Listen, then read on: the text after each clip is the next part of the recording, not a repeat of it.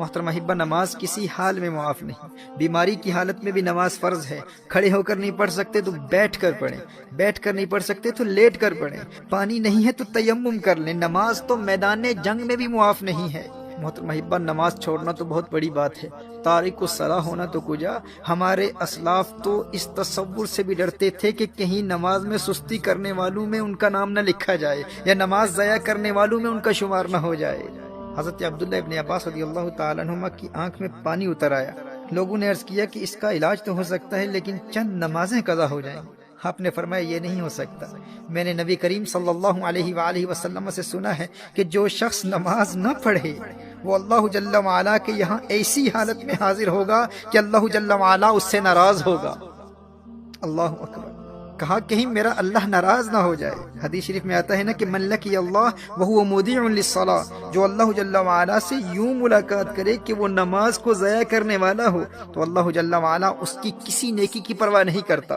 وہ خود کو نیکوکار سمجھے گا کہ میری اور تو بہت نیکیاں ہیں، ٹھیک ہے میری نماز قضا ہو گئی تھی لیکن میں نیک تو ہوں، میں صدقات دیتا ہوں، میں نے مسجدیں بنائی ہیں، میں خدمت خلق بجا لاتا ہوں، میرے اخلاق اچھے ہیں. یعنی اس کی اور بے شمار نیکیاں ہوں گی. وہ روزے دار بھی ہوگا، اس نے حج بھی کیا ہوا ہوگا، وہ خدمت خلق بھی بجا لاتا ہوگا، صدقات بھی دیتا ہوگا. وہ کہے گا کہ میری اور بے شمار نیکیاں ہیں، میں ایک اچھا انسان ہوں، کبھی کسی پر ظلم نہیں کیا، میں نے کبھی کسی کو مارا نہیں ہے، میں نے کسی کو کوئی تکلیف نہیں پہنچائی. کہا کہ اگر وہ تارک الصلاۃ ہے، اگر اس کی نمازیں ضائع ہو جاتی ہیں، اگر وہ نمازیں قضا کرتا ہے تو اللہ جل وعلا کو قیامت کے روز اس کی کسی اور نیکی کی پرواہ نہیں ہوگی. یہ حضور اکرم صلی اللہ علیہ وسلم کی حدیث ہے. اور ایک حدیث شریف میں آتا ہے من ترک الصلاۃ لقی اللہ وہو علیہ غضبان.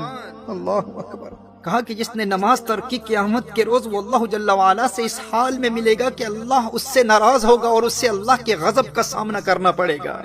محترمہ حبہ، نبی کریم صلی اللہ علیہ وآلہ وسلم نے ارشاد فرمایا کہ قیامت کے روز بندے سے سب سے پہلے اس کی نماز کے متعلق سوال ہوگا. اس سے پوچھا جائے گا نماز پڑھتا تھا کہ نہیں. اور ایک روایت میں ہے کہ وہ قیامت کے دن اس طرح آئے گا کہ اس کے چہرے پر 3 سطروں میں لکھا ہوگا. پہلی سطر میں لکھا ہوگا اے اللہ کے حق کو ضائع کرنے والے، اور دوسری سطر میں لکھا ہوگا اے اللہ کے غضب کے ساتھ مخصوص، اور تیسری سطر میں لکھا ہوگا کہ جس طرح تو نے دنیا میں اللہ کے حق کو ضائع کیا اسی طرح آج تو اللہ کی رحمت سے مایوس ہوگا. آج تو اللہ کی رحمت سے مایوس ہوگا. میں حضرت ابن عباس رضی اللہ تعالیٰ عنہما کے حوالے سے عرض کر رہا تھا کہ آنکھ میں پانی اتر آیا اور لوگوں نے عرض کیا کہ اس کا علاج یہ ہے کہ چند دنوں کی نمازیں قضا ہو جائیں گی. فرمایا یہ نہیں ہو سکتا، کیونکہ میں نے نبی کریم صلی اللہ علیہ وسلم سے سنا ہے کہ جو شخص نماز نہ پڑھے وہ اللہ جل وعلا کے یہاں ایسی حالت میں حاضر ہوگا کہ اللہ اس سے ناراض ہوگا. محترمہ حبہ، اگرچہ ان کے اس عذر کی وجہ سے نماز چھوڑنا ان کے لیے جائز تھا، وہ اس عذر کی وجہ سے ہرگز تارک الصلاۃ نہ ہوتے، لیکن انہیں اس بات کا خوف تھا کہ کہیں نماز ضائع کرنے والوں میں میرا شمار نہ ہو جائے. اور ایک روایت میں تو آیا ہے کہ انہیں کہا گیا کہ آپ کی نمازیں قضا نہیں ہوں گی، بس 5 دن زمین کے بجائے بلند لکڑی پر سجدہ کرنا ہوگا.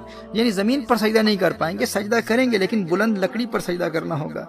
تو حضرت عبداللہ ابن عباس رضی اللہ تعالیٰ عنہما نے ارشاد فرمایا 1 رکعت بھی اس طرح ادا نہیں کروں گا.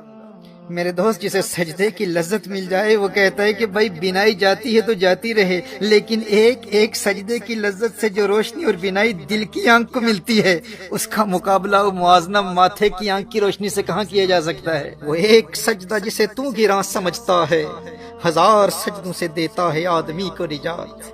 وہ سجدہ روح زمیں جس سے کانپ جاتی تھی اسی کو آج ترستے ہیں ممبر و محراب. ویسے تو مسجدوں میں ہزاروں سجدے کرنے والے ہوتے ہیں، لیکن جس سجدے کو آج ممبر و محراب ترستے ہیں وہ سجدہ کون سا ہے؟ یہ وہ سجدہ ہے جو اس قدر انہماک قلب اور حضوری قلب سے ادا کیا جاتا ہے کہ بندے میں ایسی انقلابی روح پیدا کر دیتا ہے کہ بندہ در در کی ٹھوکریں کھانے سے ہمیشہ ہمیشہ کے لیے آزاد ہو جاتا ہے. در در دیے در در نالوں در بن جا ایک دردا چول کتا کیوں اخویندہ در بن وقت وقتاں وردہ. جب وہ ایک در کا در بن جاتا ہے پھر اللہ جل وعلا اسے در در کی در در سے ہمیشہ ہمیشہ کے لیے آزاد کر دیتا ہے. جب وہ اللہ کی بارگاہ کا منگتا بن جاتا ہے پھر کسی اور کی بارگاہ میں جولی پھیلانے کی حاجت کبھی پیش نہیں آتی. در در دیے در در نالوں در بن جا ایک دردا چول کتا کیوں اخویندہ ہیں در بن وقتاں وردہ. وہی سجدہ ہے لائق اہتمام کہ ہو جس سے ہر سجدہ تجھ پہ حرام.